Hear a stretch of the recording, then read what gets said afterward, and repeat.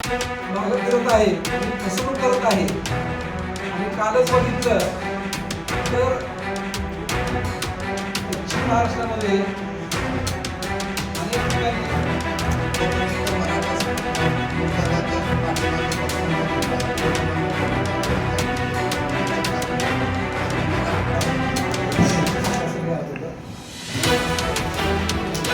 आजपासून संघर्ष योद्धा मनोज जरंगे पाटील हे पश्चिम महाराष्ट्राच्या दौऱ्यासाठी रवाना झालेले आहेत.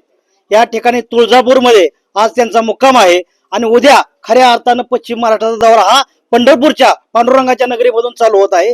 यासाठी या पंढरपूरमधून आम्ही पांडुरंगाला साकडं घालतोय की या ठिकाणी या सरकारला सद्बुद्धी देव की जेणेकरून मराठा समाजाच्या 400 ते 500 बांधवांनी आत्मबलिदान दिलेलं आहे. परंतु आजपर्यंत कुठल्याही समाजाने एवढा त्याग केला नाही, एवढा त्याग मराठा समाजाने केलेला आहे.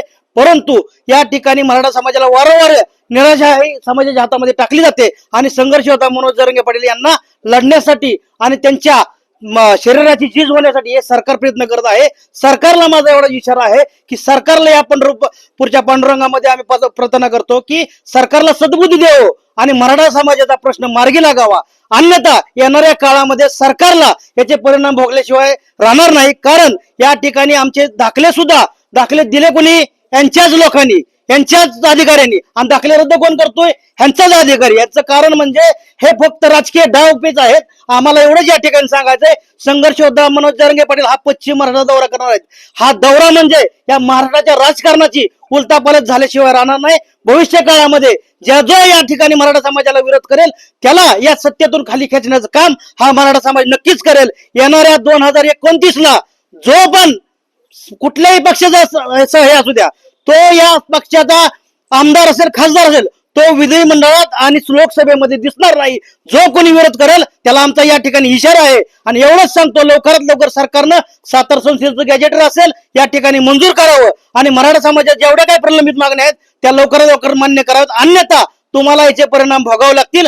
तुम्हाला या ठिकाणी जर ओबीसीच्या दबावाखाली जर मराठा समाजावर अन्याय करत असेल तर तुम्ही या ठिकाणी येणाऱ्या काळामध्ये सत्तेवर बसण्यासाठी तुम्ही अजिबात स्वप्न बघू नका. एवढंच या ठिकाणी आम्ही या ठिकाणी सांगतो. मनोजदादा जरांगे पाटील यांचा दौरा खऱ्या अर्थाने पंढरपूरमधूनच सुरुवात होते. या विठ्ठलाच्या पावन नगरीमध्ये आणि 9 ऑगस्ट क्रांती दिनानिमित्त सरकुली या गावी संवाद सभेच्या माध्यमातून या पश्चिम महाराष्ट्रातील मराठा बांधवांना कुणबी प्रमाणपत्र देण्यासाठी जरांगे पाटलांनी जे आंदोलन पुकारलेलं आहे त्याचा एक दौरा म्हणून सुरुवात झालेली आहे. उद्याच्याला 8 ऑगस्ट रोजी रात्रीच्याला मनोजदादा जरांगे पाटील पंढरपूरमध्ये मुक्कामी येणार आहेत आणि जे प्रमुख मान्यवर आहेत त्यांच्याशी संवाद साधणार आहेत, गाठीभेटी घेणार आहेत. त्यानंतर 9 ऑगस्ट रोजी सकाळी 10 वाजता सरकुली येथे मोठ्या संवाद सभेचं आयोजन करण्यात आलेलं आहे. ह्या सभेला मनोजदादा उपस्थित राहणार आहेत आणि सर्व मराठा समाज बांधवांशी संवाद साधणार आहेत आणि आरक्षण कशा पद्धतीनं आपल्याला मिळेल याची आणि कशा पद्धतीने आपल्याला दाखले मिळतील याची संपूर्ण माहिती मनोजदादा सगळ्या समाज बांधवाला देणार आहे. ह्या सभेसाठी, संवाद सभेसाठी जास्तीत जास्त संख्येनं पंढरपूर आणि मंगळवेढा तालुक्यातील सर्व समाज बांधवांनी उपस्थित राहावे अशी सकल मराठा समाजाच्या वतीनं आम्ही सर्व समाज बांधवांना विनंती करतो. मुळात सातारा गॅजेटसाठी, कोल्हापूर गॅजेट आणि औंध गॅजेट ह्यासाठीच मनोजदादा जरांगे पाटलांचा हा दौरा आहे. सातारा गॅजेट 1 महिन्यामध्ये लागू करतो असं आश्वासन देऊन सुद्धा माननीय मुख्यमंत्री यांनी मराठा समाजाची आणि मनोजदादा जरांगे पाटीलची फसवणूक केलेली आहे. पाठीमध्ये खंजीर खुपसण्याचं काम ह्या सरकारने केलेलं आहे. फक्त गोड बोलून मराठा समाजाची मतं घेऊन हे सत्तेवर आलेले आहेत आणि त्याच मराठा समाजाच्या पाठीमध्ये खंजीर खुपसण्याचं काम हे सरकार आणि सरकारमधील मंत्री करत आहेत.